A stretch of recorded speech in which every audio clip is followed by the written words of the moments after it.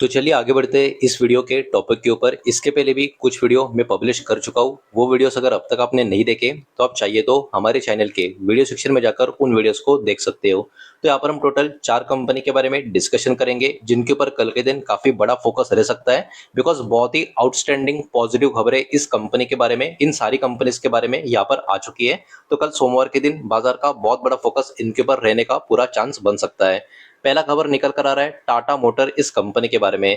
तो एक्चुअली में एक बहुत ही बड़ा अपडेट यहाँ पर निकल कर आ रहा है कि टाटा मोटर को रिसीव हो चुका है एक बहुत ही बड़ा ऑर्डर। और ये ऑर्डर कितना बड़ा है आप देख सकते हो, more than 3400 electric commercial vehicles की यहाँ पर बात हो रही है। इतना बड़ा ऑर्डर इनको मिला है, मतलब 3400 इलेक्ट्रिक कमर्शियल व्हीकल से भी ज्यादा बड़ा ऑर्डर इनको यहाँ पर मिल चुका है। तो ये क्वांटिटी अपने आप में काफी ह्यूज है।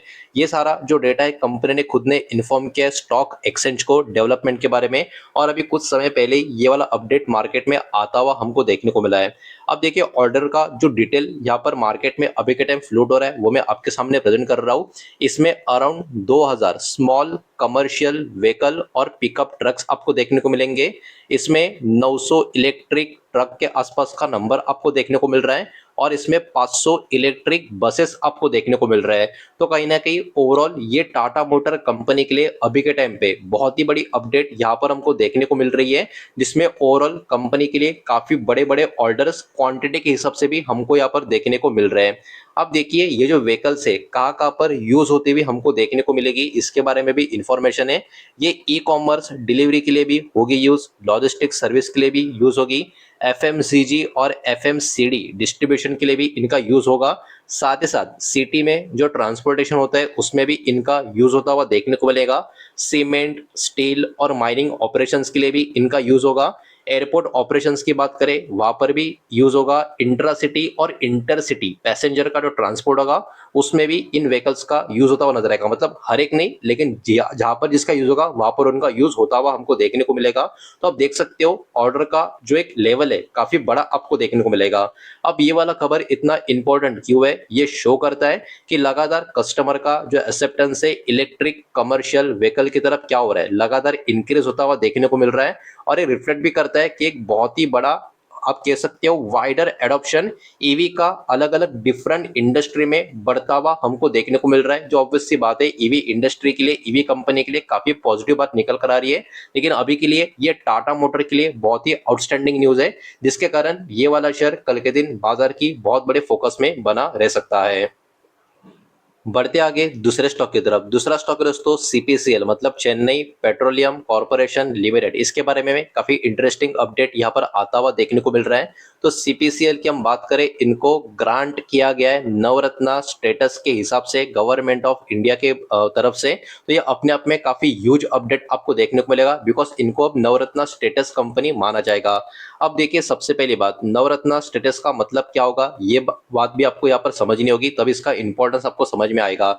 इसका मतलब ये होता है कि कंपनी को अभी और भी अच्छा खासा फाइनेंशियल और ऑपरेशनल ऑटोमेनी यहाँ पर मिलता हुआ नजर आएगा। ये अपने आप में काफी बड़ी बात यहाँ पर इस कंपनी के लिए देखने को मिलेगी, और इसके कारण ये स्टेटस मिलने के कारण ये कंपनी इन्वेस्ट कर सकती है अप टू 1000 करोड़ के आसपास का अमाउंट किसी भी प्रायर गवर्नमेंट अप्रूवल के बिना। तो ये भी एक बहुत ही बड़ी आप कह सकते हो कंपनी के लिए एक पर्टिकुलरली बात यहाँ पर निकल कर आ रही है। तो ये वाला जो स्टेटस का अपडेट है या फिर ये जो खबर है वो इतनी बड़ी इतनी इंपॉर्टेंट क्यों है, तो इसके कारण कंपनी के लिए नए नए जो प्रोजेक्ट्स होंगे उनके लिए जो डिसीजन मेकिंग होगी वो कंपनी खुद करेगी काफी फास्ट तरीके से। फ्लेक्सिबिलिटी भी कंपनी का जो बिजनेस का एक्सपांशन के लिए होगी वो भी काफी अच्छी खासी यहाँ पर होती हुई नजर आएगी।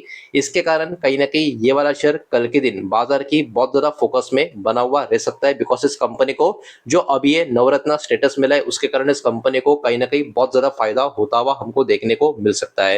ये तो पहले 2 शेयर्स थे, बचे 2 शेयर से उनको भी देखेंगे, लेकिन उसके पहले वीडियो को लाइक कर देना, वीडियो को शेयर कर देना। पहली बार चैनल पर आ चुके हो तो चैनल को भी सब्सक्राइब जरूर कर देना।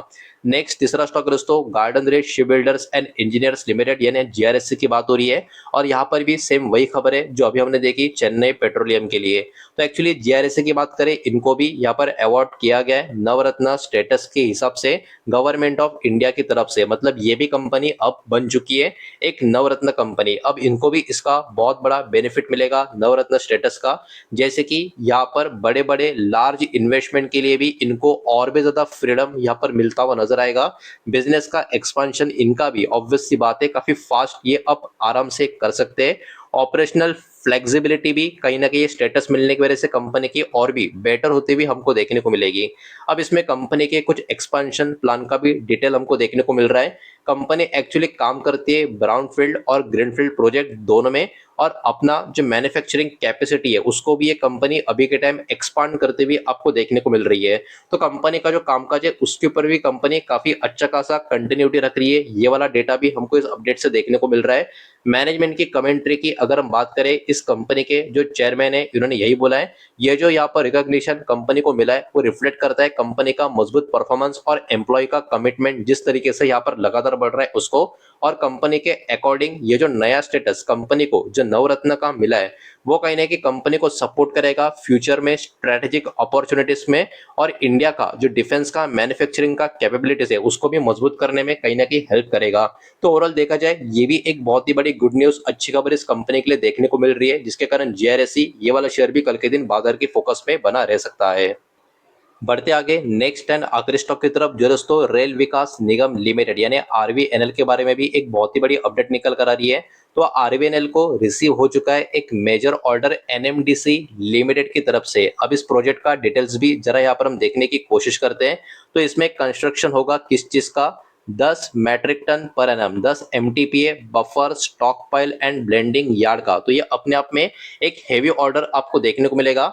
इसका जो लोकेशन है वो विशाखापट्टनम आंध्र प्रदेश का आपको देखने को मिलेगा। और जरा प्रोजेक्ट का वैल्यू देखो कितना बड़ा है, इसमें जीएसटी इंक्लूड किया गया है 2977 करोड़ का इस प्रोजेक्ट का वैल्यू बताया जा रहा है। तो ये बहुत ही ह्यूज कैपिटल का प्रोजेक्ट आपको देखने को मिलेगा, और इसका टाइमलाइन भी काफी ह्यूज है। 42 मंथ्स का ये प्रोजेक्ट हमको यहाँ पर देखने को मिल रहा है। मतलब अपने आप में ये वाला जो प्रोजेक्ट है ये शॉर्ट टर्म मीडियम टर्म नहीं बल्कि एक प्रॉपर लॉन्ग टर्म का प्रोजेक्ट हमको देखने को मिल रहा है।